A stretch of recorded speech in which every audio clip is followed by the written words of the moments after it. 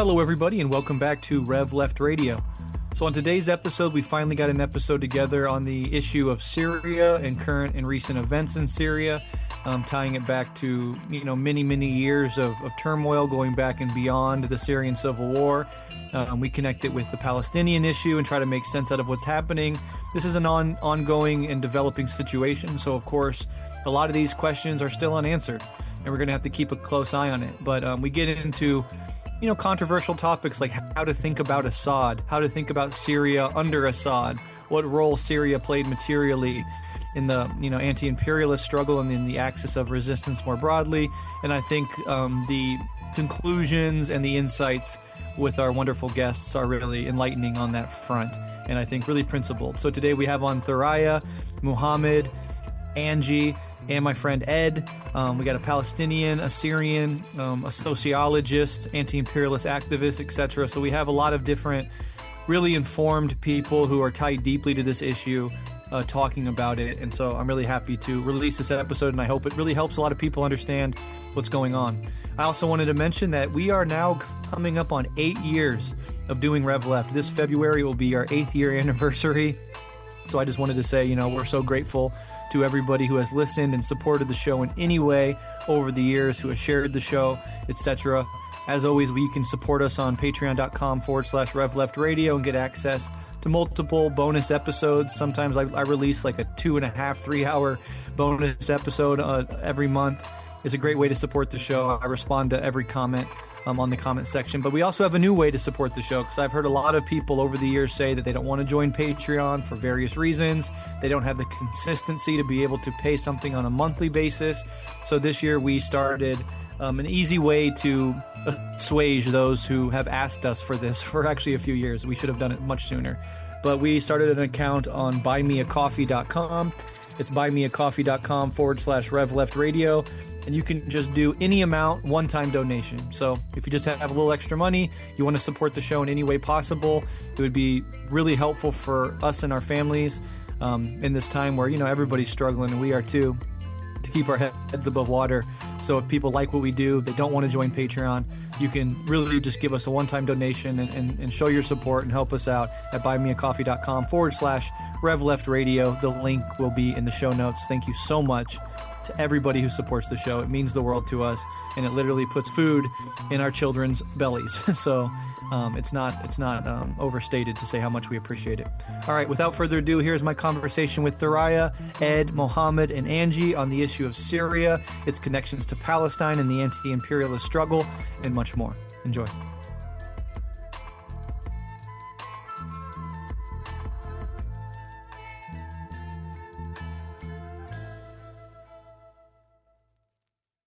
I'm Thuraya. I am an experienced educator based in New Jersey with over a decade of teaching experience, both at the high school and college levels. My pedagogical approach is firmly grounded in principles of social justice and empathy. And as a Palestinian woman and advocate, I specialize in educating on various issues related to Palestine. Additionally, also in multiculturalism and anti-racist teaching.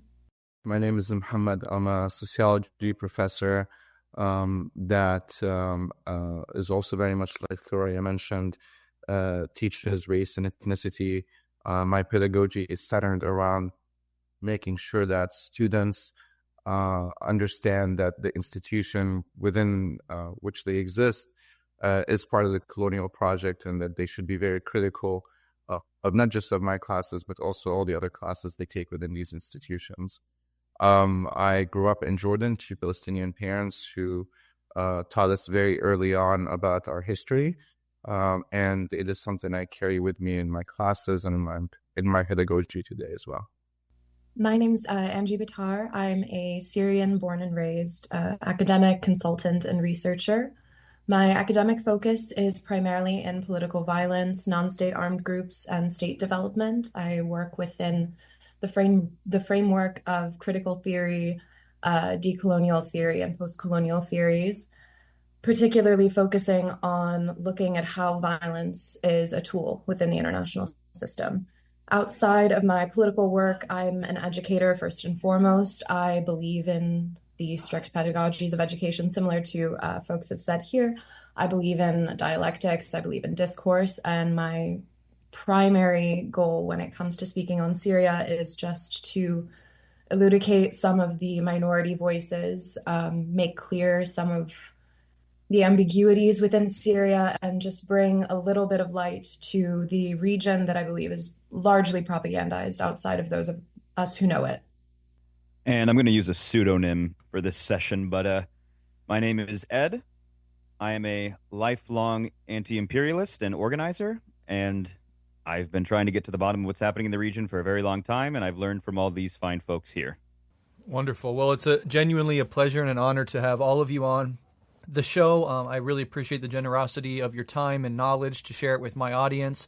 And again, this is an incredibly important issue that is playing out in real time, and it is covered underneath many layers of propaganda, especially in the imperial core here in the West. People just, if you listen to the New York Times and Fox News and MSNBC and CNN, you will simply not understand what's happening.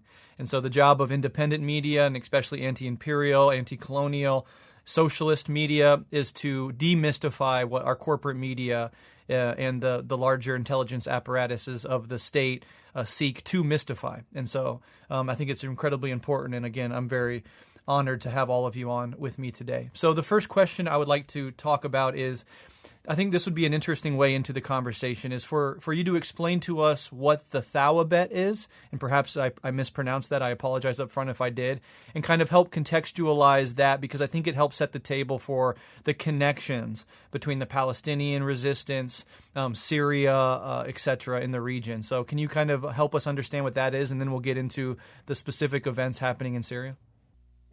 So the term thaabet in Arabic translates to principles, and there are some core thaabet that are embedded in the Palestinian National Charter from the 1960s. And so I'll share what these are and briefly explain.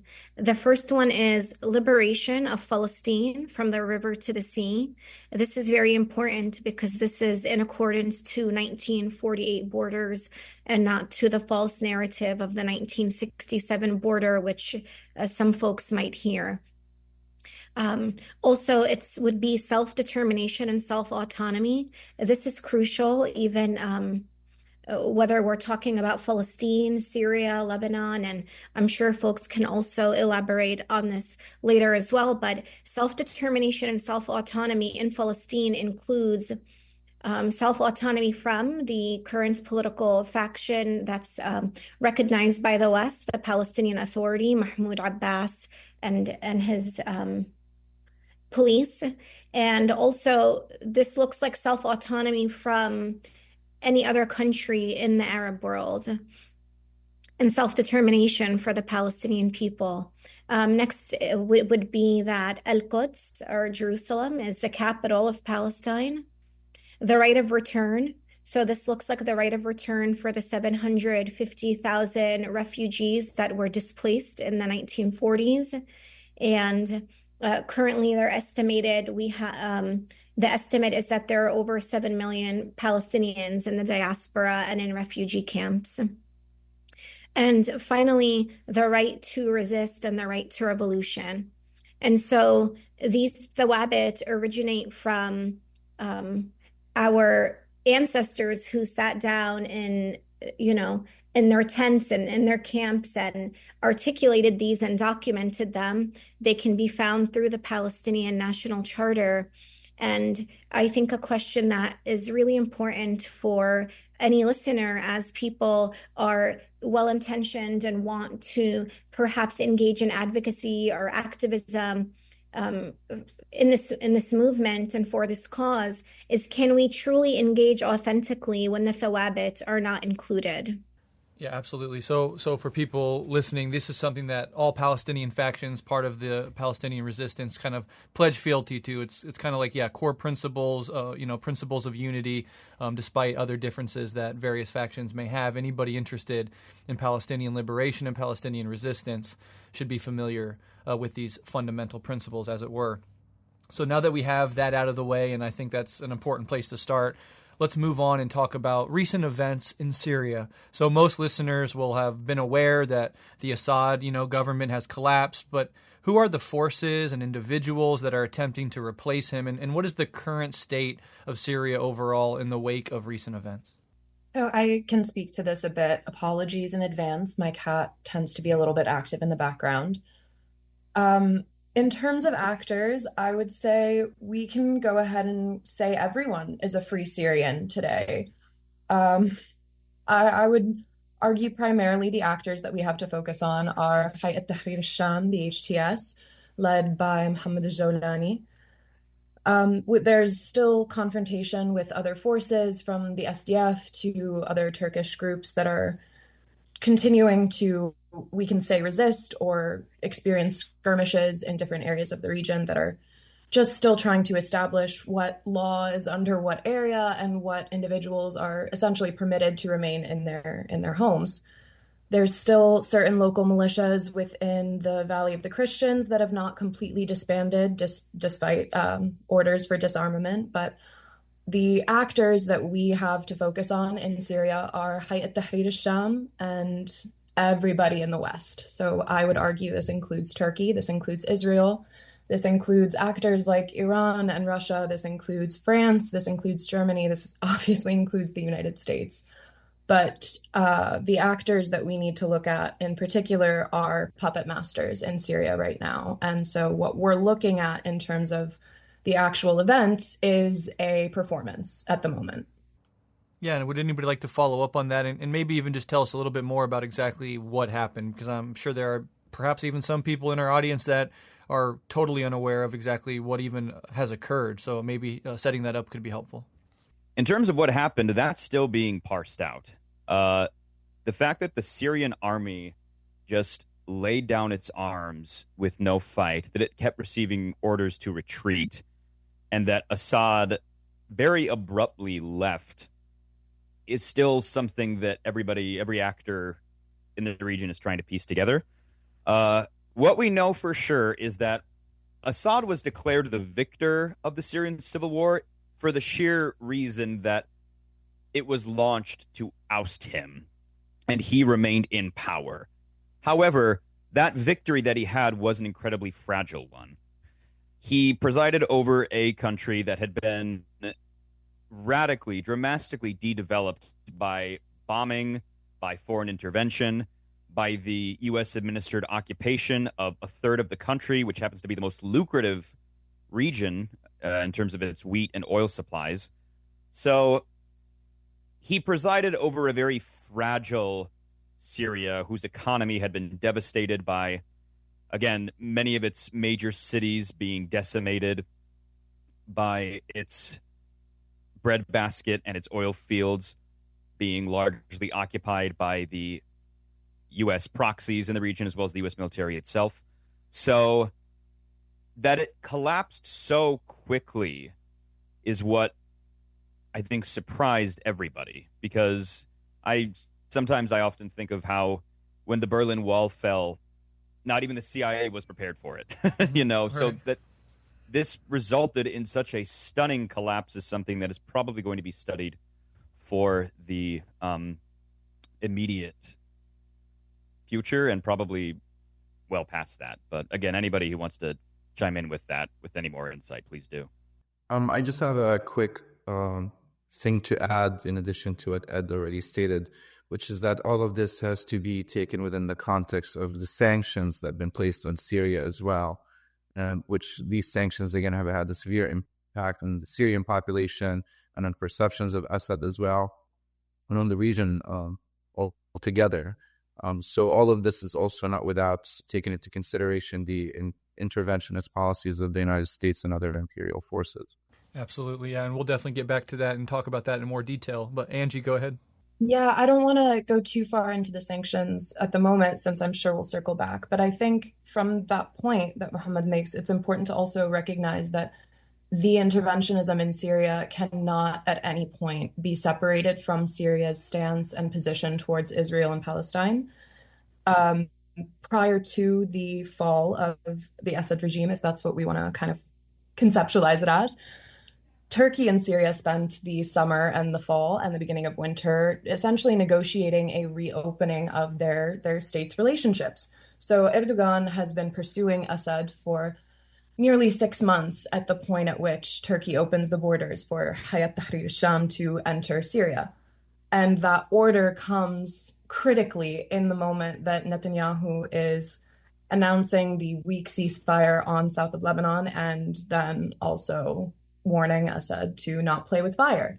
And I think it's really important to kind of reintegrate that tie that Netanyahu speaks and Erdogan moves when it comes to Syria. Yeah, absolutely.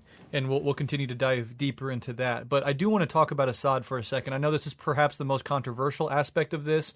Unfortunately, when the events occurred, the first thing you'll hear, even divisions on the pro-Palestinian side of things, even on some aspects of the left, there's this sort of celebration. There's this accusations of the Assad government, the Assad regime, however you want to put it, and how they behaved when they were in power. And that is something that anybody wading into this conflict and trying to understand it will immediately be met with. So I do think it is important to address as best we can.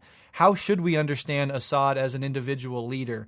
And then on top of that, how have Syrians in Syria reacted to the events, and how has the Syrian diaspora reacted to events as well? So Bashar al-Assad is a great leader to analyze from a perspective of the individual level of analysis, because he really never wanted to be a leader, nor was he trained in any political field or any political traditions. And it shows, it shows clear as day.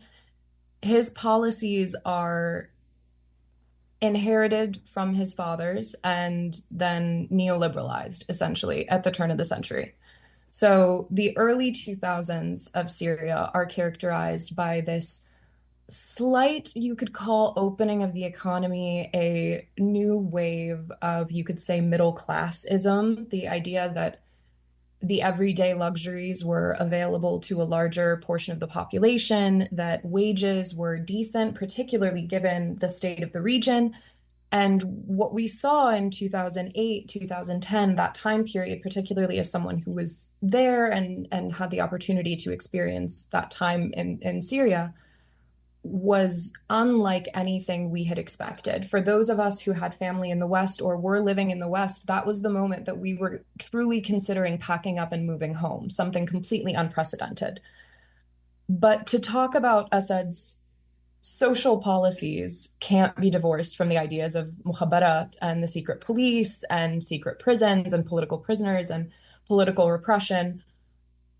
But we also can't divorce from the reality that those are the realities of the region and the realities of broader imperial politics writ large. So I would feel comfortable on the record today saying that a large majority of the individual allegations against the Assad regime when it comes to political prisoners, torture, treatment of individuals behind bars, or treatment of individuals suspected when it comes to the ability to speak out against the regime, those are all true.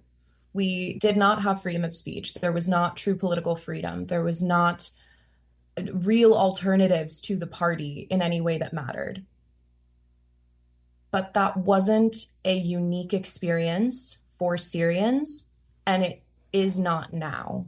So the treatment of the crimes of the Assad regime by the rest of the world, the fact that we refer to the Assad regime as the regime and not as the state, as a president, as a leader, is a weaponization of language and of these concepts as we know them in order to sort of assert the primacy of his treatment of people on that front, to justify other propagandizations or just integrations of Syria into geopolitics that would not otherwise necessarily be justified.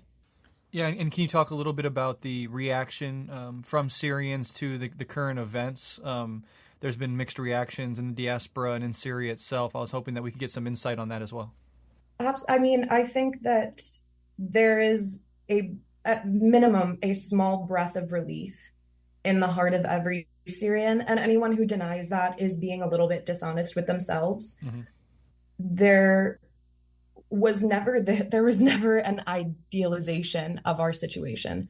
I would even argue that having been able to have the fortune of going back and forth through Syria in recent years, there was never a very popular rallying behind the regime or behind Assad as an individual. Rather, there was a clear and conscious awareness of the fact that the alternative was occupation, was likely more suffering. And for my family is Christian, for any listeners who need that context, for a lot of us, it was the understanding that we would be ruled by radicals who, if they did not try to displace or exterminate us and our loved ones, they would be forcing us to live under whatever dogma they desire. So the reaction is a gaping pit in the stomach of many of us, I would say, in diaspora, because we're seeing this a little bit more, I don't want to say objectively, but I think we're seeing the bigger picture and seeing the cards as they fall a little bit sooner. My family there is optimistic at the moment. They are taking it one day at a time. We are holding on to the possibility of elections at the moment. Many of you will know that Jolani has decided that at least 4 years will have to be the waiting period for an initial election.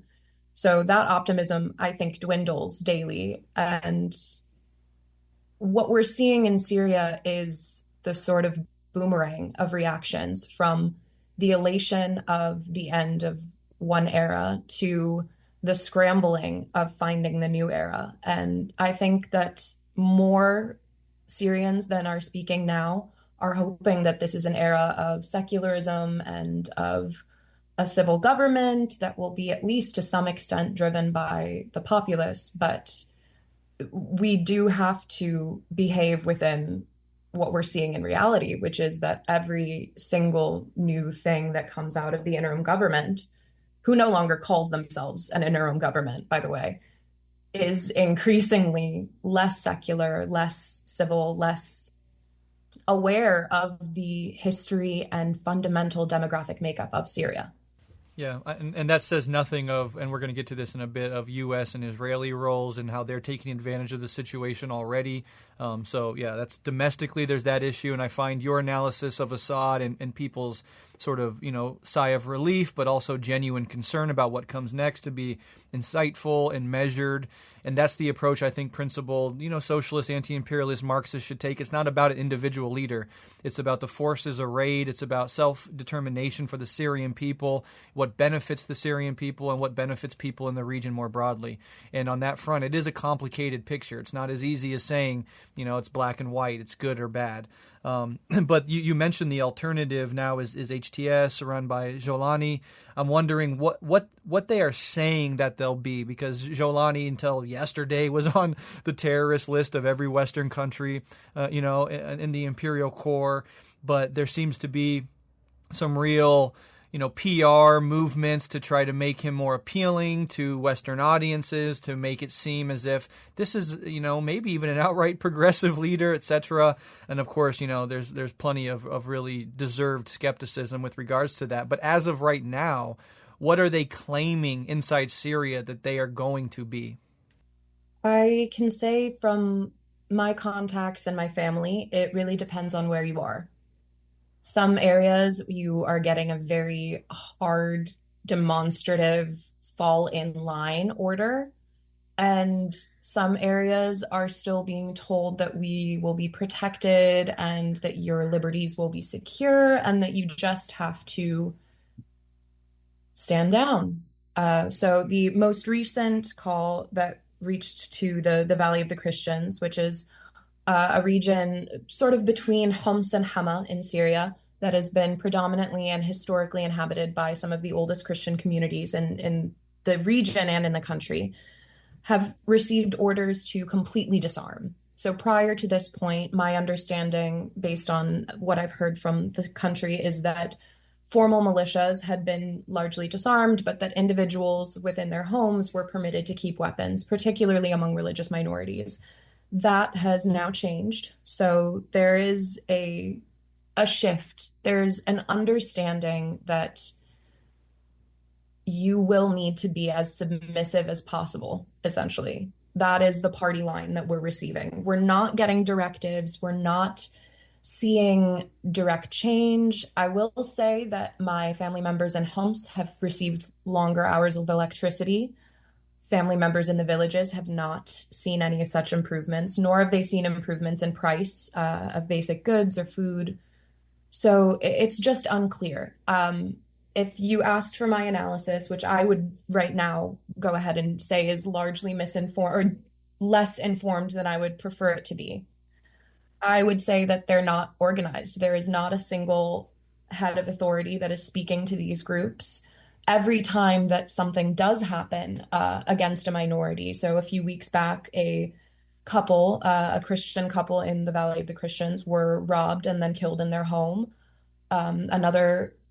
A former Syrian Arab army officer was driving his sister into the city and was pulled over and killed extrajudicially. So anytime one of these events happens, the party line is that they are one-off events, they are individuals that are not connected to any formal group, and that they are just vigilantes operating individually. But we're seeing shifts in policy that are pushing us towards essentially helplessness in the villages in particular, and the areas that are most populated with our religious minorities. Yeah, I think some of the things that have leaked through to Western media or social media, you saw some random videos of seemingly retributional killings, pretty brutal stuff that makes your stomach turn, but there's no real context. It's not clear, if they are acting individually or if they're acting in tandem with bigger forces. So there is some question marks on that, and perhaps clarity or more clarity will come with time, specifically with regards to how whoever does continue to rise and the forces that are arrayed, how they continue to play out this, I guess, transition that is happening now, has been foisted upon the country. Something that's definitely worth keeping an eye on. But stepping back a moment, regardless of Assad as an individual, there's a certain role that Syria played in the region under Assad when it came to, Iran, the axis of resistance, broader forces of imperialism. We know that it's, in the last several years and during the Syrian civil war, it was kind of like a regional war, but also you had global players like the U.S. and Russia fighting in Syria, terrorist organizations. Turkey's always trying to, influence events there as well. So how should we understand the role of Syria in the last couple of decades when it comes to imperialism, when it comes to the axis of resistance, et cetera, and the role that they served in those broader processes? I would say that for me, it's been very clear at several points in the last 6 years that a contingency for the removal of the sanctions against Syria was a degree of normalization with Israel. In that regard, I would argue that Syria maybe acted as a wall. I think that we'll be analyzing this for decades to come, particularly as more comes out about the particularities of the Assad regime and the Ba'ath Party's involvement up to the final moments. But Syria acted as a wall that stood firmly against further occupation, that stood firmly against any attempts to expand or any attempts to intensify the occupation. How true that was, particularly in later years, debatable.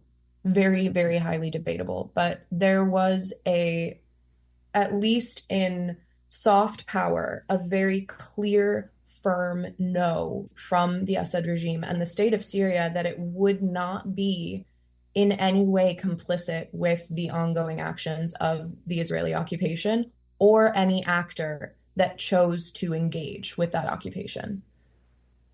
That is setting aside the supply routes that it offered for Hezbollah and Hamas. It sets aside that Syria is home for several Palestinian resistance factions and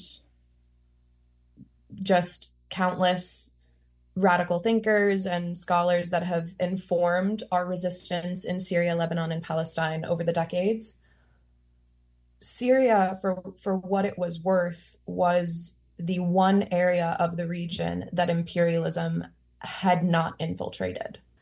Yeah, and of course, Syria was one of those 7 countries. It's now become quite, well known in certain circles that pay attention to this stuff, that Syria is on this list, led by the U.S. of countries that have long, been in the crosshairs of imperialism on behalf of Israel in the region, but on behalf of Western imperial interests more broadly. And many of those countries, have in one way or another been destabilized, toppled, infiltrated, etc. And of course, they have Iran in their crosshairs next, it would seem. But kind of even stepping back from that and kind of learning about this history, you mentioned the Syrian civil war. Ed, you have something to add to that before I move on? I apologize. No, I just wanted to say that part of the thing that made Syria such a prize for the imperialist powers is, as you said, it was one of the very few states in the region that had not been fully infiltrated by imperialism. It was a robust economy for most of its modern history. It was under the banner of Arab socialism, specifically of the Ba'athist strain, which Ba'athism is a very broad ideology that we don't have time to get into here. But one of the core tenets that the Syrian state enacted was to nationalize its resources for the betterment of its people. Now, as Angie has said, and I think the best way that people have described, especially Syria under the Assad family, is undemocratic but pluralistic, with, in the earlier years, more robust social programs. It was a mixed economic model whereby the state played a central role in planning and caring for the betterment of the people, but it wasn't waging class warfare against the national bourgeoisie. We should be very clear that both Hafez and Bashar were anti-communist, but at the same time, they managed to develop an incredibly sophisticated healthcare system, incredibly sophisticated national education system, which, by the way, led to Syria becoming the art capital at one point of the Arab world, as some might say. And its housing was even more accessible for us here in the United States. You could not be evicted for not paying your rent under this Ba'athist version of Arab socialism. Now, in the 1980s, in a memo I'll get more into later, the U.S. the CIA explicitly outlined that their goal was to overthrow Assad and replace it with a, quote, Sunni regime controlled by business-oriented moderates, unquote. And with that comes the need for Western aid and investment to build Syria's private economy.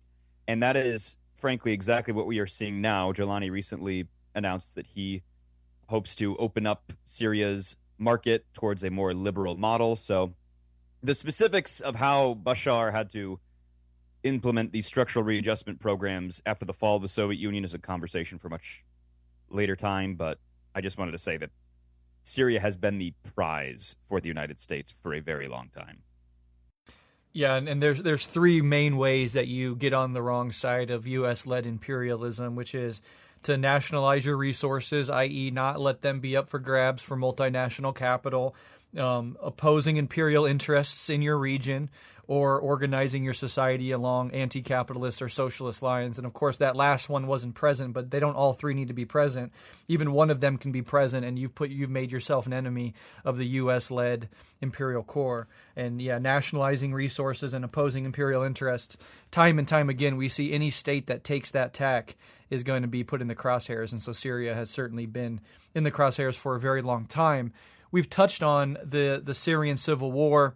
And of course, we know that this is crucial to understanding current events and, the last 15 or so years of life in Syria has been absolutely brutal. It's perhaps one of the biggest geopolitical events in the 21st century was the Syrian civil war and the consequences of it, which are still, very much present in the world. So can we talk a little bit about that Syrian civil war, sort of its consequences, and insofar as you can, how that history is relevant to the current situation? So I recommend this lecture anytime I speak about the Syrian civil war or I'm asked about it.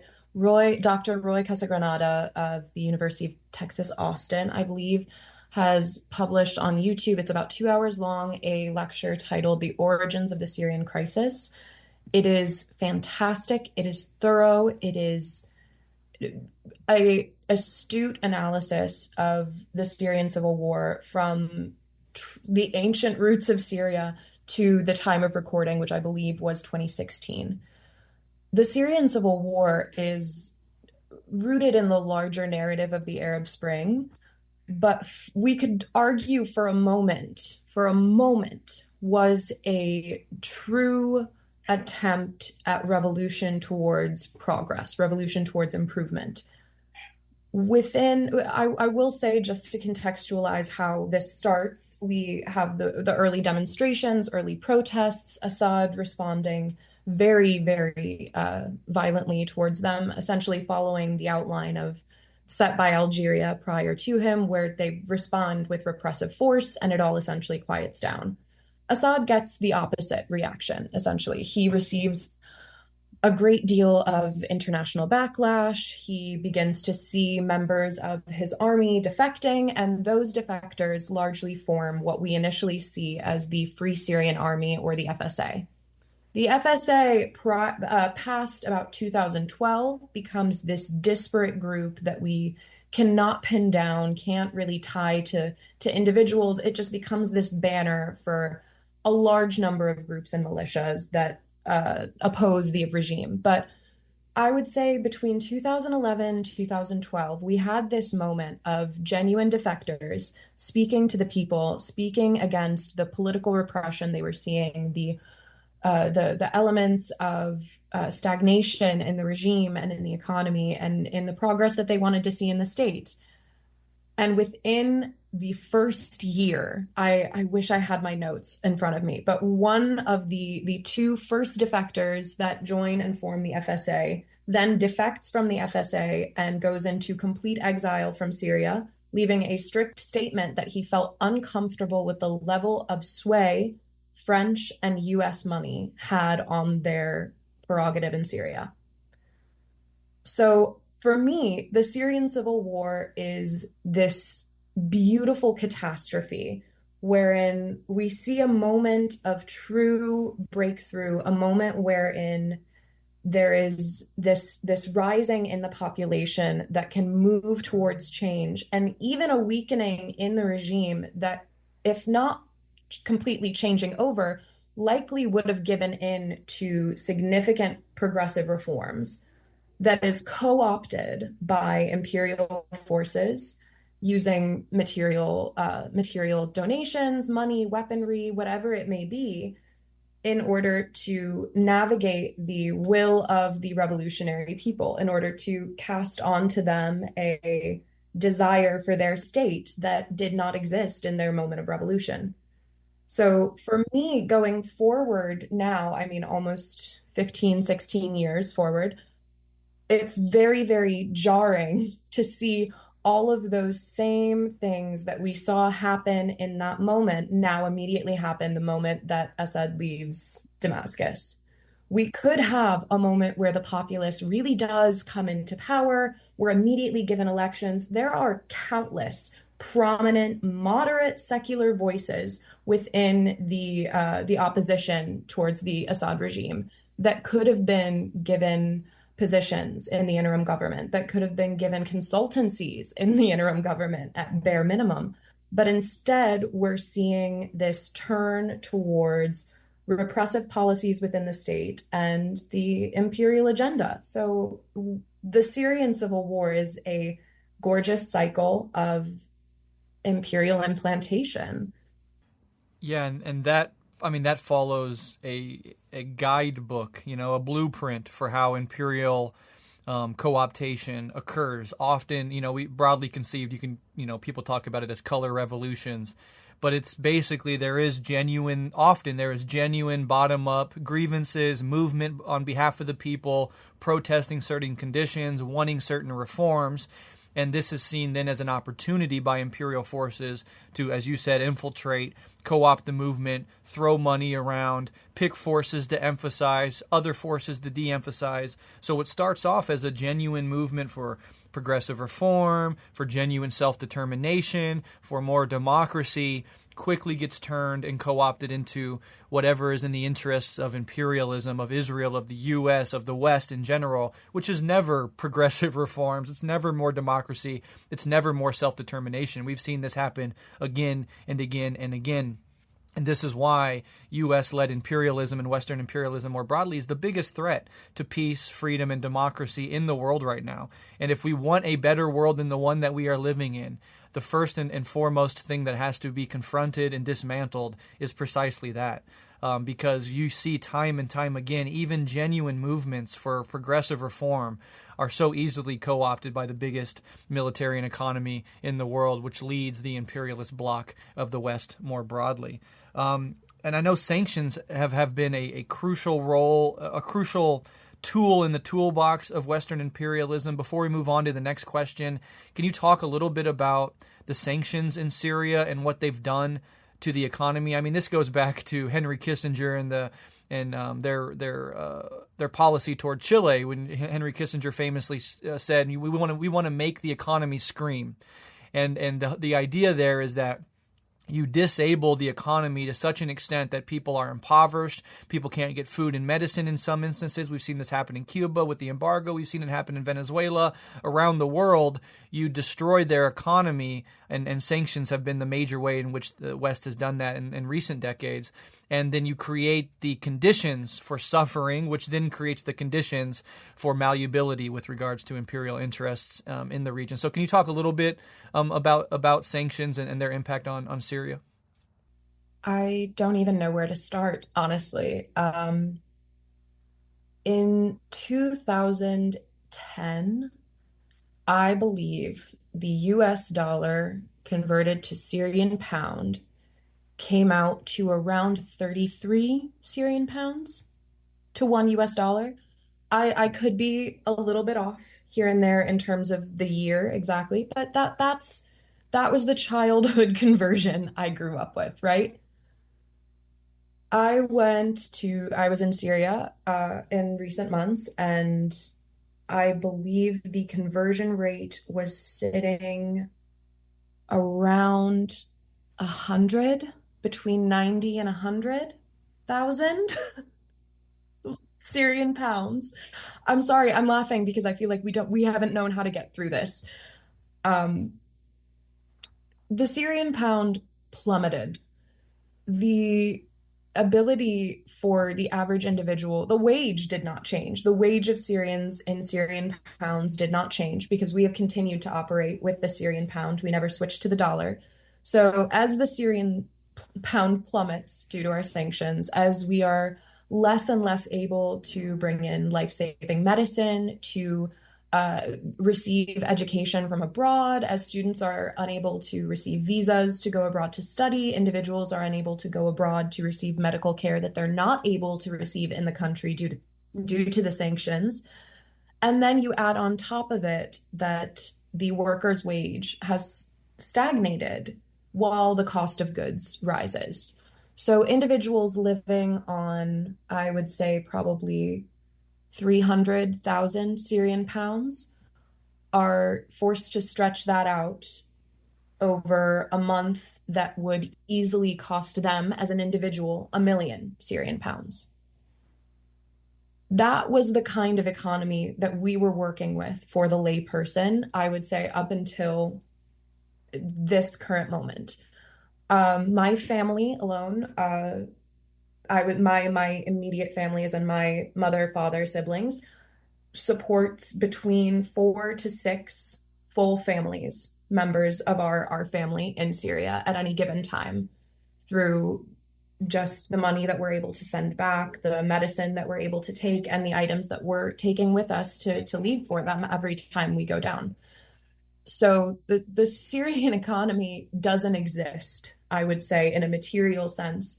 It has been eviscerated. The individual purchasing power of a Syrian is negligible when we think about their necessities and their need to just survive. So I think we have to reflect on that a little bit, and maybe a lot, with what we see now, because people have been strangled, truly strangled, for water, for gas, for rice, for the most basic necessities, that there's this sort of illusion, this mirage almost of seeing something improve, of it really can't get worse than this. So that I think we have to contextualize the sanctions as almost the leverage that needed to be put on the Syrian people in order to make them complacent enough for whatever imperial agenda would carry out on their land. When you're starving, you're hungry, you truly, like, I don't know how to describe people working 3 to 4 jobs round the clock to take care of a family of 4. I've never been able to get my head around it. And the only way I can understand those sanctions that are continuing, by the way, Europe has fully announced that it will not end the sanctions at this time and will not re-engage with the Syrian state, is that these sanctions exist to completely cripple the people. So if the goal was to empower democracy, to empower the Syrian majority to take up arms against their state, that wasn't going to happen while they starve. Yeah, we're gonna Ed, I'm gonna go to you in one second. I just want to mention that an insidious aspect of this is that once imperialism gets a government that is much more open to them, will abide by their demands, will not oppose in any way their imperial interest in the region. I know Europe hasn't lifted sanctions yet, but I think with Israel and the U.S., I think we will see an influx of investment and a short-term bump in the economy, which is, the opposite of sanctions, a way to say, okay, this government in power now is one that we like, that is willing to do our bidding, that is not willing to confront us in any way. Therefore, we'll lift the sanctions, we'll infuse it with some, Western capital, and you'll get a bump in the economy as a way to sort of solidify or stabilize the regime that serves their interests. So, we have to see where that goes. I just wanted to mention it before we go to Ed really quickly. My other podcast that I co-hosted for many years, Guerrilla History, has an entire episode on the history and impact of sanctions on Syria as part of their Sanctions as War series, where they go through many countries and talk about how sanctions are an attack on innocent people by the Imperial West, meant to undermine governments they don't like, etc. And they have a whole episode specifically on Syria that I'll link to in the show notes so people can educate themselves on just how brutal and just how much of a tool of war sanctions actually are. They are not, as is often presented to us, a way to avoid war or using soft power. It is an act of war, and it does create immiseration and human suffering. And you're leveraging human beings' desire to care for their family against them. Right? People are not going to, if somebody has to work 5 jobs to take care of their kids, they're going to work 5 jobs, right? And so that's a cruel, brutal reality of sanctions. But let's go, Ed, or Angie, if you want to say something, and then Ed as well. I want to make sure you both have a chance to comment on that. Sorry, yeah, I realized as you were saying that I didn't mention the impact that the sanctions had on visas for Syrians writ large. At the beginning of the war, a lot of us will remember the refugee crisis was abound. From that point and into the current year, up until 2024, many members of my family, of other minorities, particularly Christians and Alawites and Shia Muslims, have had difficulty receiving visas, even being able to apply for the visa at all. And that difficulty is not coming from Syria. It's coming from the external countries that are essentially being selective about who they allow to leave the country. So I think that also is something that should be taken into consideration when we think about some of the voices in diaspora, particularly in the early years, who was being given that podium and who was being given the ability to speak in those early years. And even now, I would say one of the larger groups that has pioneered the sanctions, especially the continuation of the sanctions into I believe 2032 was their last proposed date, was the Syrian Emergency Task Force led by the famous Salim Qasem, who is herself a Syrian woman who was left. I don't honestly know her backstory when it comes to the regime, but left Syria, I believe, early in the war, did not return, and completely manufactured its suffering through these sanctions for the majority of her adult career. So there's something very particularly insidious about how the sanctions were also leveraged to manufacture the narrative about Syria, who was given even access to their voice and given legitimacy in the geopolitical sphere, was tied to who was legitimized by those sanctions and who was essentially forced to stay put and stay invisible. Yeah, crucial point. Ed, I know I stepped on your hand wave, so do you have anything to say before we move on? No, I just wanted to say if M had anything to add, since he touched on it earlier, especially when it comes to the role that sanctions play in the region. Yeah, absolutely. I mean, the sanctions, I think, are very much also about distracting and taking away resources to cause havoc, so that they can so that basically they have less resources towards supporting Palestinian resistance and other resistance factions in the region, like Hezbollah. And also, I think a lot of this also, in a way, ties into the question that was raised earlier about the differences that we see in regards to the reactions of people in the diaspora and folks in the homeland. And I think it's the question relevant to the diaspora, which again I think also ties into sanctions, why the reactions are different than people in the homeland. I don't think that's really exactly unique to Syrians.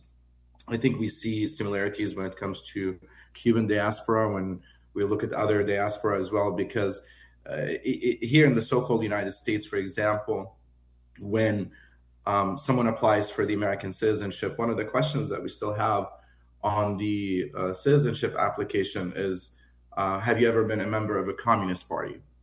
Or have you ever affiliated with a communist party? And if the answer to that is yes, then you could easily disqualify from becoming a U.S. citizen. The reason I bring this up is because the so-called United States has a tendency to do moral tests indirectly and sometimes very blatantly indirectly to decide who is going to be here.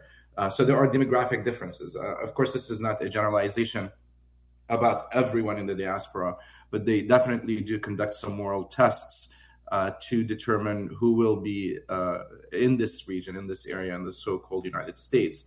And by doing so, you're going to have demographic differences that are going to have different reactions as well. So all of these sanctions tie into the differences in the diaspora, tie into who gets a visa, who doesn't get a visa. Based again, in a lot of times based on ideological alliances that we see, whether it's in the Syrian population or in other populations as well. But really, the sanctions are a lot of it is really just about weakening the governments that don't align themselves with the West and with the imperial core, and just being able to cause havoc so that they can do what they did in Syria just recently. Mm-hmm. Yeah, crucial point for sure. Now we've been talking about the machinations of the imperial core and other countries, and so many other countries are involved in one way or another in Syria and what's happening. And there's so many competing interests with regards to what Syria becomes. But specifically, I'm interested in the roles of the United States, of Turkey, and of Israel in the recent toppling of Assad. So can you talk a little bit about the U.S., Turkey, and Israel's role in all of this, and kind of what they stand to gain in the region now that Assad is gone? And this certainly ties back to the Palestinian resistance as well.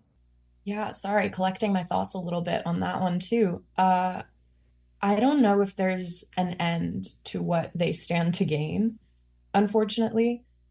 Turkey has long been on this sort of neo-Ottoman streak in terms of rhetoric and I would say behavior.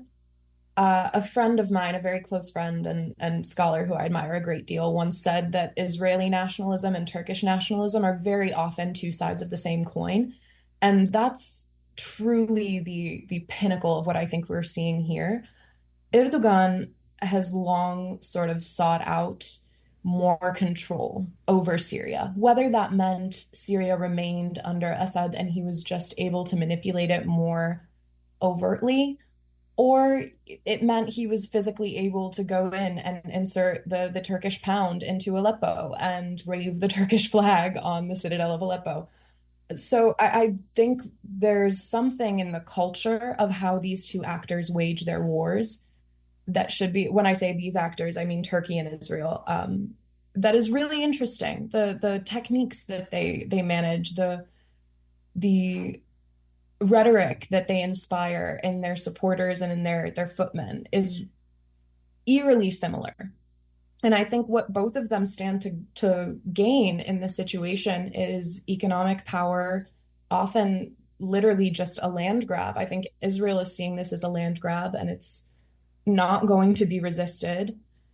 It's clear that the new government, if not setting strict plans, has an idea towards normalization with the entity. So that's a clear and huge blow to the resistance in the region, just in terms of its legitimacy and its recognition by the states around it. So if the resistance loses an ally in the Syrian state, that is an immeasurable loss.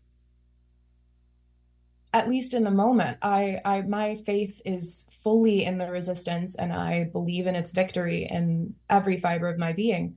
But we can't then ignore the manipulations done to weaken it and to put it in positions of vulnerability. And I think that is ultimately what Syria has become in the past 3 weeks, is a huge vulnerable sore that can be taken advantage of, again, by any of the actors around it or that are able to get a foot in. Definitely. And yeah, there's already, of course, been reports of HTS having open conflict with aspects of the Lebanese army.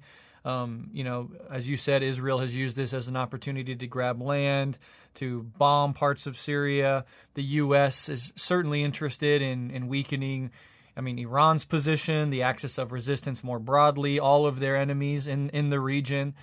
So all of these countries certainly stand to gain in various ways, and we can already see are already gaining in various ways, and that's kind of a brutal reality of what's happening. But on the other end, go ahead, please. Sorry, if I can add really quickly, it's also really, really important to recognize that one of the first things that the HTS, one of their first directives that they employed, was that all factions of the Palestinian resistance within Syria completely disarm immediately. So that resulted in huge numbers of PFLP being whether displaced from the regions that they're sitting in currently or seeking new safety. These are visible entities that we're talking about. We've also seen huge populations that were associated with the Syrian Socialist Nationalist Party, the SSNP, in Syria moving to Lebanon. So these individual Syrians and individuals that were associated closely with the resistance and with parties that have been allied with and materially aiding the resistance since either its inception or at least since October 7th, have now been slowly but surely either moving out, displaced from, or pushed out of Syria. And that's something that's going to have a huge impact on how our ability to defend the resistance within Syria carries on in the future. Now, on the other end of that seesaw, as it were, on the other end of those forces arrayed is Iran and Russia. Of course, Russia is tied up in its, the U.S.'s proxy war with Ukraine, using Ukraine to destabilize and weaken Russia, one of its main, if only, military enemies that really have the might to take it on, in addition to China, of course. So Russia is preoccupied. Iran has dealing with its own issues internally. and, for a million reasons has kind of pulled back in ways that perhaps previously Russia and Iran would not have pulled back. But they seem to have kind of, I don't know if accepted is the way to talk about it, but they've seemed to sort of be, okay, this is happening. Assad has gone to Moscow, I believe, in the wake of the toppling of his government. So as far as you can tell, and of course this is a developing situation and all of these countries have very specific domestic issues that they're dealing with as well. But as far as you can tell, what role do Iran and Russia play in all of this? What role have they played historically? And kind of what's the reaction from them to recent events? I can speak a little bit, I guess, about Russia. There has been some reports, first of all, that Russia is moving military equipment from its Syrian bases to Libya, which could signal a strategic pivot. And there has also been reports that they're engaging with Syria's new leadership to basically try to retain their military bases. But they also have blamed, going back to the sanctions, they also have blamed Assad's overthrow to basically all these internal issues that a lot of it were caused by the sanctions. So there's a lot to be determined and to see what's going to happen. It's probably a bit too early to figure out how is this going to play out. But a lot of this is also impacting. Is having an impact on the Russian image. Because it basically, a lot of this is also intended to undermine Russia's reputation as a reliable ally for Syria and the former Assad regime as well. Yeah, and to say nothing of speaking of Iran, is to say nothing of the fact that having hostile forces in Syria is going to continue to be a threat to Iran. So, seeing whatever way this goes, of course, this is still a developing situation. We don't know how deep the infiltration will be by, imperial forces. But certainly Iran is watching developments incredibly closely. Yeah, no, I just wanted to add quickly on the note of Iran, and this is something that I think I would love Thuraya and M to both comment on more specifically to what Nizar Banat said about Iran. But there is so much demonization of the Islamic Republic, particularly when it comes to Syria. You see a lot of rhetoric that Russia and Iran were both imperialist, quote-unquote, forces in Syria. This is just patently not the case. Their involvement in Syria from the moment this crisis and this proxy war started was a purely one of a military alliance. There was never any forced hand from Moscow or Tehran to alter Iran's internal policies or open up its economy for plunder. At no point did they try to seize the means of Syria's production. It was purely a military alliance, and that stems back for decades. Just to give you an example, 90% of Syria's military equipment was Soviet age, right? Because it was primarily a buyer of military equipment from the Soviet Union when the Soviet Union fell. And Putin, eventually, when Putin came to power, he did deepen Moscow's ties with Damascus. So at no point can we consider what Iran and Russia did in Syria as colonialist or imperialist, because I do think that rhetoric goes by. But again, I want to make sure that Em and Thuraya can speak more on the intricacies of what that means, especially in the region, because when it comes to Palestine, there is this. Sometimes you can get the more. Well, I'll just let them speak. I'll just let them speak about what Nizar Banat said about Iran specifically and what that means for the region. Yeah, it's an important point. Angie? I wanted to insert a Syrian perspective on Iran and Russia, but I think it might make more sense if you want to let them speak first on Nizar Banat before we lose that point. Sure, yeah. Do either of you want to speak on that before we move on? Thuraya can go ahead if you want, but I can mention briefly that Nizar Banat was very clear about the importance of and the role of Syria in supporting the Palestinian resistance. The Palestinian resistance has a chant quite often repeated in protests that says "Balad wahde mish baladin," which is also something that you would hear in the streets and protests in Jordan, You would also hear it more recently when it comes to Syria.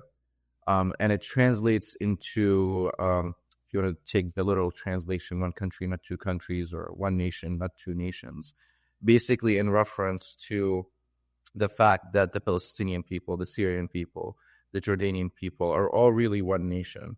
Rather, what really happened is we were divided through the Sykes-Picot Agreement, which basically was the secret treaty between the United Kingdom and France in 1916 that divided the Ottoman Empire. And it's just a reminder that all of these borders are just borders that have been created by imperialists that are intended to make us think that our destinies are separate from each other.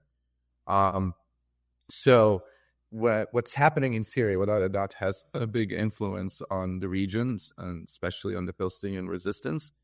Syria has historically allowed for the passage of arms to Hezbollah, which has been a very important part of the resistance against the Zionist entity. And the mere geopolitical aspect of Syria becomes critical here to supporting Palestinian resistance. So Nizar Banat spoke about that, and he said that anything that happens in Syria will have an impact on Palestine and on Palestinian resistance.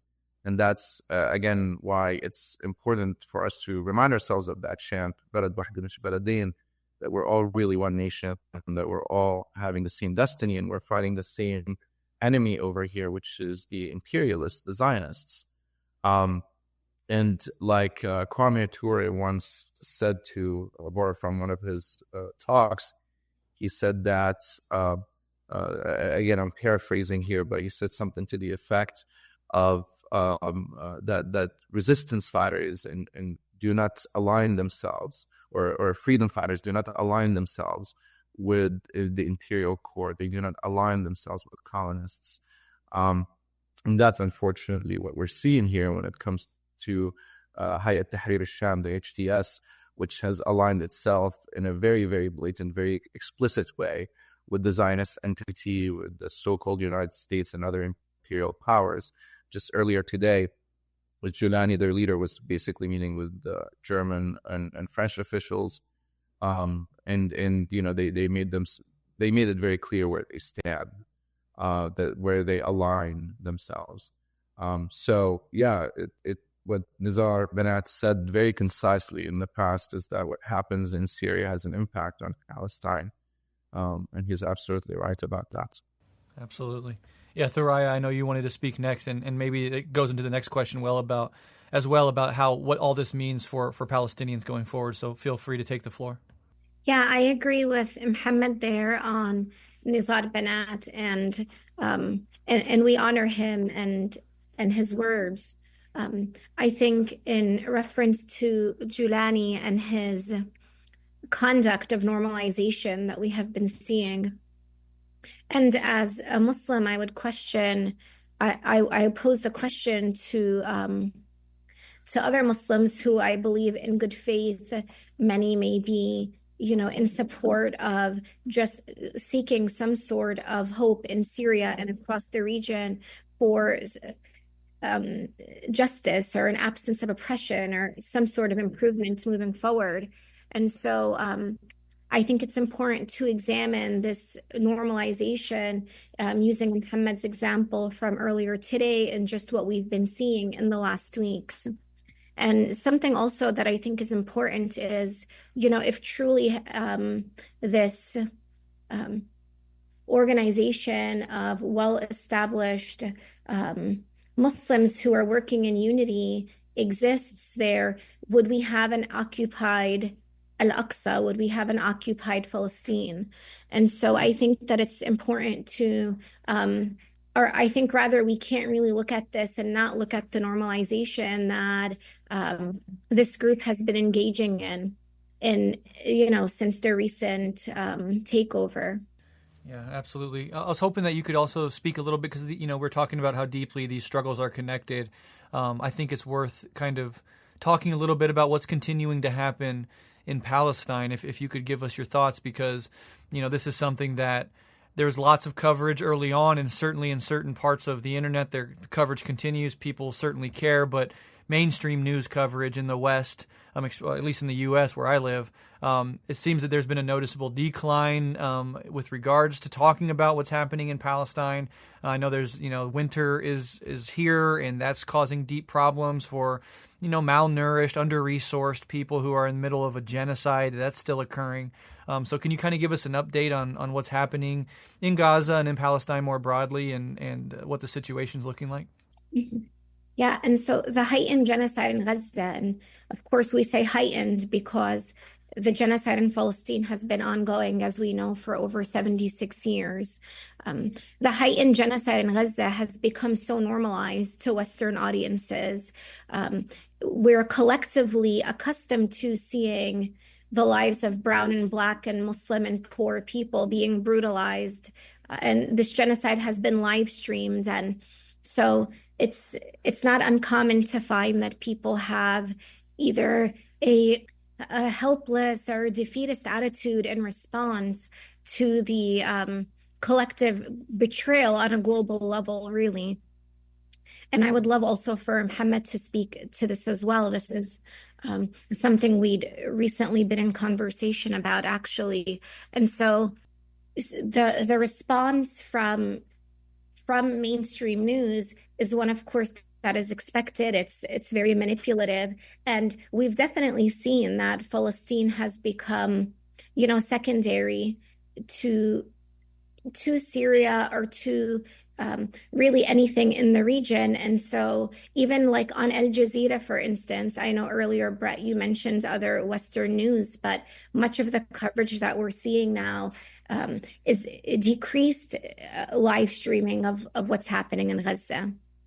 And we're not seeing that there is any improvement or that there is an end to this. And as you mentioned, winter is approaching and the conditions are becoming more and more harsh. And when is the end? And what does this look like for the people that are there? And how are we responding? Yeah. Mohammad, would you like to follow up on that? Sure, absolutely. Thank you, Thuraya. I think a lot of the issues that Palestinians are facing right now are, like Thuraya mentioned, aren't really just coming from Western sources or just Western governments, imperial governments, but they're also coming from a class of compradors in the region, like the Egyptian government, like the Jordanian government, like the Moroccan government, like the Turkish government. You'll see a lot, even the Qatari government and Al Jazeera news outlet, like Thuraya mentioned, are all complicit in all of this, because a lot of what's happening in this class of compradors is that they present themselves as pro-Palestinian. So, for example, if you go to Jordan, more than half of the Jordanian population is Palestinian. A lot of them will have Jordanian passports, and you'll see that in Jordan, the support for Palestine is very explicit, and it's also explicit in terms of what you see in the media and symbolically by the government, by the Jordanian government. The same is true with the Egyptian government, Moroccan government, etc.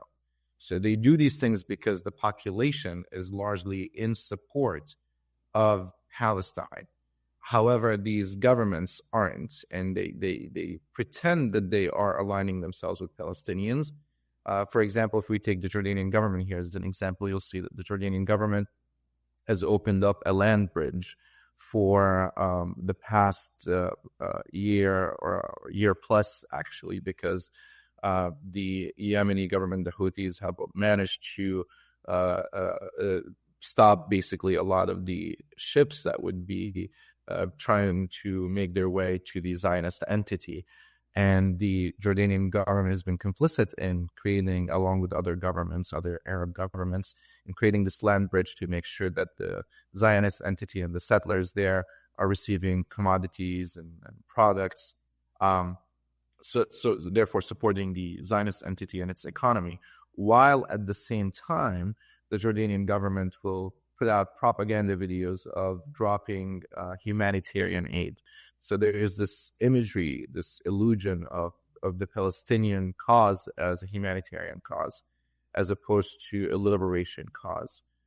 So there has been this imagery, not only of humanitarian issue or humanitarian cause, not only in Western media, but unfortunately also in some of the Arab governments, Arab countries that are basically that make up this class of compradors.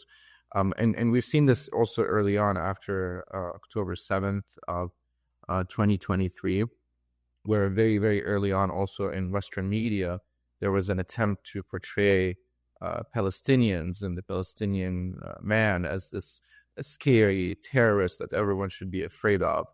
But I guess what a lot of people in the West didn't anticipate is that we have access to social media. We can see live streaming of what's happening in real time. And we can see the Palestinian man digging children, digging family members, digging elderly, digging women out of the rubble. We're seeing the resilience of the Palestinian woman. We're even seeing the resilience of the elderly and the Palestinian child. And it completely destroyed this Orientalist narrative of what a Palestinian looks like. So the only thing that the West resorted to afterwards, because they couldn't continue with this image of Palestinians are terrorists, is they resorted to the imagery of this is a humanitarian cause. We need to help these poor people. The one narrative that's been overlooked is the narrative of Palestinians as resistance fighters, as people that are fighting for a cause, for liberating their land. And because a lot of non-Western nations that, again, the class of compradors I was talking about earlier, understood that they can't portray Palestinians as terrorists because they understand that the population does not see, in their countries, do not see Palestinians as such, then they immediately resorted to just the humanitarian narrative. And I think that has become the dominant narrative, unfortunately. And when it's a humanitarian narrative, and to sum this up, when it's a humanitarian narrative, humanitarian narratives don't last very long. Humanitarian narratives, in my opinion, are a fleeting thing that we just talk about and then it's lost. And I think that's why it's really important to bring it back to what it is. It is a liberation cause. And when we say that Palestine is the compass for the world, it is because it's truly the compass for the world. Because when we look at what Palestinians have been doing, despite all of these letdowns that they've experienced by this class of compradors and the nations that have been just witnessing them, it's easy to understand why the fight for liberating Palestine is something that can truly liberate the world in so many ways. Yeah, I mean, beautifully said. And there are, as you said too, some standouts. The people of Lebanon, the people of Yemen. They are, at least chunks of them are still doing what they can, sacrificing in some instances their own lives for the Palestinian cause. But yeah, they're surrounded by compradors and the brutal anti-human West, the anti-human terrorists that are Israel and the United States. They're the evil doers in this world, as well as their henchmen. But Thuraya, you wanted to add something as well? Yeah, and I really appreciate what Mohammad said there. And truly, our men have been demonized for opposing the theft of their liberation and land. But, to add to what you said there, Breht, about America and the Zionist settler entity, I think what's more of a betrayal and abandonment for the Palestinian people comes as the service of Jordan and Egypt as being the entities that support this heightened genocide against the Palestinian people. Our expectations do not lie in the West as either regimes that will save or as ones that will in any way help the people. We see that brown and black people in this very country are brutalized by the police and across, the systemic racism that exists in this white supremacist foundation in which we live.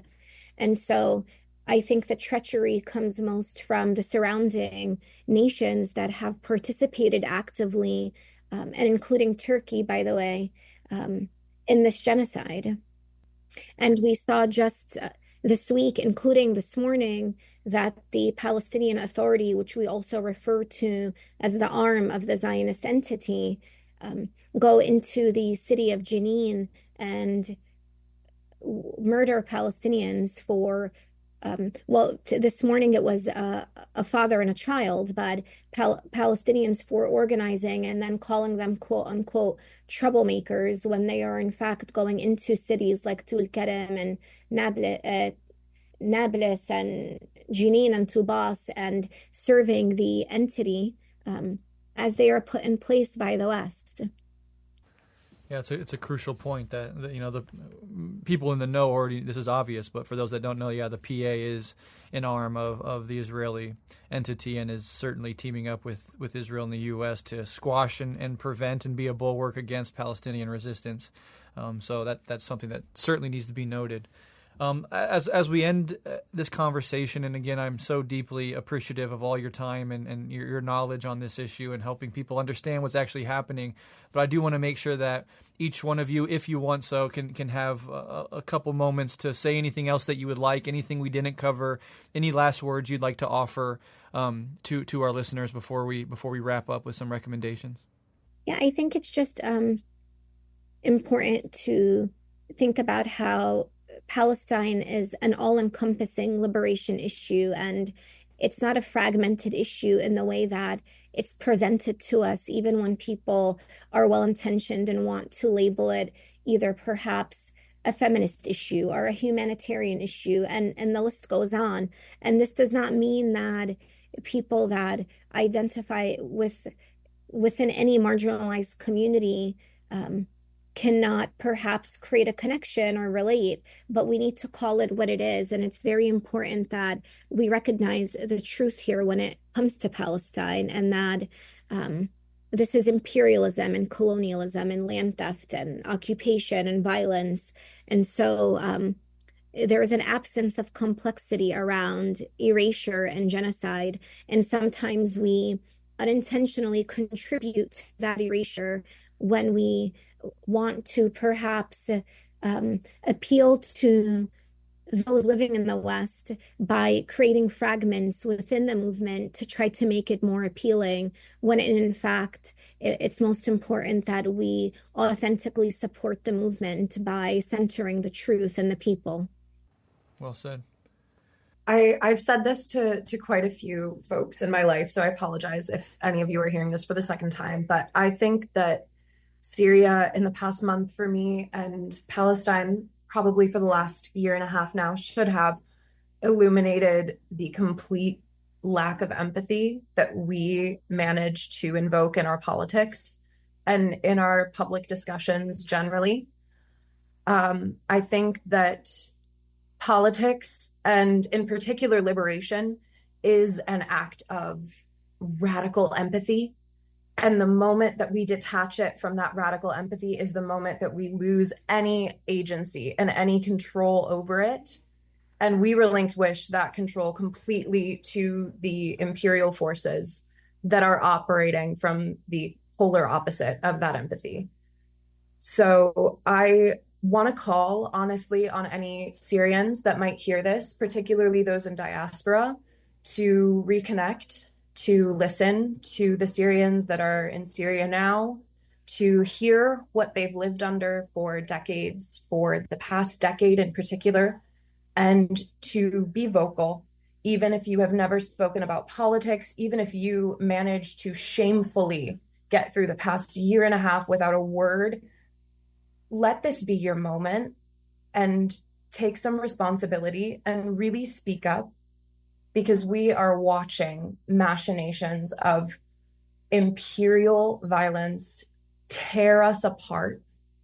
And many of us are watching our homelands, our families, our loved ones bleed out in the process. And the one thing we have the privilege of doing in diaspora, the responsibility of doing in diaspora, that they often do not have even the right, the access to back in our homelands, is the ability to speak and the ability to say what is happening to our people and to say the names of our martyrs and to hold to our principles, to hold to our thaabet. And that's what I can ask of the Syrian people today. We cannot accept complacency. We cannot accept our own marginal improvement for any sacrifice of the Palestinian resistance or any liberation cause. We cannot be complicit in that. Movingly said, absolutely. I guess I'll add one more thing. I think one of the things that have been heightened with the ongoing heightened genocide is the identity politics that we've seen over the last couple of years. And I think what's happening in Palestine has reminded us of why it's important to let go of identity politics and to stick to a set of principles, or in this case, the thaabet. Because we've seen a lot of celebrities glorified. We've seen a lot of characters that have been put on a pedestal instead of principles that should be put on a pedestal. I can bring you a Palestinian comprador, a Syrian comprador, a Jordanian comprador. Just because someone is Syrian or Palestinian or Jordanian doesn't necessarily make them the speaker for that group of people. Rather, history and the reality on the ground is what really dictates what should be happening and what we really should be believing or not believing. And history tells us that the West and the imperial core have been stealing from native people. They've been plundering around the world. They've been waging wars. They've been creating propaganda to vilify the native. And that has not changed. That's still ongoing. So I think we need to let go of identity politics because it is very dominant framework, and especially in the so-called United States. And we need to always remind ourselves of that so that we can move forward. Absolutely. Ed, final words? Yeah, I just wanted to say, to sort of wrap up everything that's been said here, I think it's incumbent on us, people like myself who are outside of these communities that have been struggling against the conquest of Palestine for so long. We need to understand, as Mohammad was saying, this is not a humanitarian cause. This is a cause against the machinations of our empire. It is our government that is plundering the region, and there is a concerted effort now, as there has been for the last 20 years, to create a new Middle East according to Washington's designs. And Gaza is currently ground zero of that. The reason why Gaza is being pummeled so much is specifically because it resists the strongest proxy of the United States, which is Israel. That is the reason that they are so disproportionately targeted. And we need to elevate the consciousness of those around us to recognize that this is an imperialist project, that Syria has been toppled through imperialist machinations, and the only way we can continue to struggle is to listen to these principled voices like those who you've had on today and take their guidance. Yeah, amen to that. And Thuraya, Angie, Mohammad, Ed, I appreciate so much you all coming on and in the principled and passionate way that you have and shared your time and knowledge with us today. Before I let you all go, please feel free to let listeners know, if you want to, where they can find you, your work online, or any recommendations or resources that you would offer to those who want to learn more about Syria, Palestine, and the region in a principled way. I think it was Angie earlier who mentioned Dr. Roy from Texas's YouTube lecture. I'll make sure to include that in the show notes alongside the episode on the sanctions within Syria, the history of that on guerrilla history. But is there anything else that you would like to offer before we wrap up? Absolutely. I am available on Twitter and Instagram. On Twitter, I am at LevanteenWitch, and on Instagram, I am Anj, ANJXLAB. I post frequently on Syria and Palestine in particular, as well as Lebanon and the region more broadly. On Twitter, I've collected several thoughts on the sanctions. I've collected significant interviews and research from the times when I was in Syria and able to do research on the ground. And I would be happy to provide any of those as well. So thank you so much for this opportunity and the platform to speak. And thank you all so much for the work that you do in teaching and in speaking publicly on this. You guys inspire me. Thank you so much. Yeah, I'll be sure to include all of that. Anybody else have anything you would like me to include at the end? I personally keep a low profile on social media, I generally do that in other areas as well. But I would recommend for people to follow Al Mayadeen as a good news source for the region. I know a lot of people like to follow Al Jazeera because they do present themselves as pro-Palestinian. But some of Al Jazeera's reporting is questionable as well. But I would recommend Al Mayadeen news outlets as a good source for news in the region. Definitely. I also want to say the Cradle is an incredible outlet which does a lot of hard-hitting reporting from voices in the region. So I think that's also something that people should have on their radar. Okay. On Instagram at Decolonize the Classroom. And I center the voices of Palestinians who are principled on the ground and regularly suggest Palestinians living in Gaza and across Palestine, whether it be journalists or others, as well as readings and interviews. And also I suggest an Instagram page called Ed for Palib, where in the link in their bio, there are actually over 100 resources that consist of readings and articles and lesson plans for teachers and such. And Breht, I can share both of those with you as well. And I appreciate being in community with all of you today and this space. Thank you for that. And I'll link to all of that in the show notes for sure. And genuinely, from the bottom of my heart, open invite anytime any of you want to come back on to share your perspectives, update listeners about what's happening, anything like that. A huge salute to all of you for the work that you're putting in, educating people on this front. And it really is invaluable, especially at this moment in time. And thank you to Ed for putting this together. Ed was the contact I had, and Ed made this entire conversation possible. So salute to you as well, my friend. But yeah, thank you all so much. Keep up the amazing work. Keep in touch, and love and solidarity. Thank you. We appreciate your time, and thank you, Ed, for connecting us. Thank you guys. My motto in life is to surround myself with people who are smarter than me. So thank you all for being who you are. Thank you all. It was wonderful to connect with everyone today. Thank you so much. Everyone have a great night. Take me back, oh God, to my country, a nightingale. Take me back, oh God, to my country, a nightingale.